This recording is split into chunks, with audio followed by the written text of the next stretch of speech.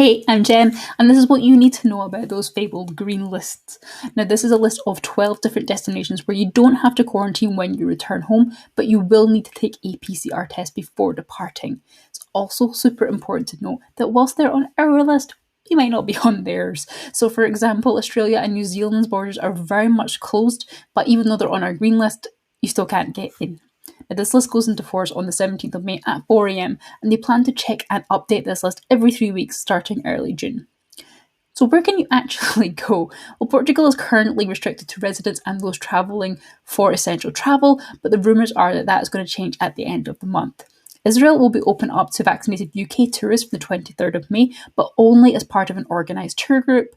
Iceland will allow fully vaccinated tourists as long as they fill in a pre-registration form, quarantine and provide a negative PCR test. And finally, St Helena will let you in as long as you provide a negative test within 72 hours of departure and quarantine for 14 days. But before booking anything, we highly recommend checking each country's government site for the most up-to-date requirements. Can you travel to an amber or red country via a green country? Now, the Transport Secretary has said that no one should be travelling to an amber or red listed destination, and that includes going via a green country. Should you decide to go against that guidance, you'll be subject to the rules related to that country's status, which for amber listed countries would require 10 days of self-isolation and 2 tests once you get back home. And for red listed countries, this will also include a self-funded hotel quarantine. What happens if the green destination you book changes to amber or red?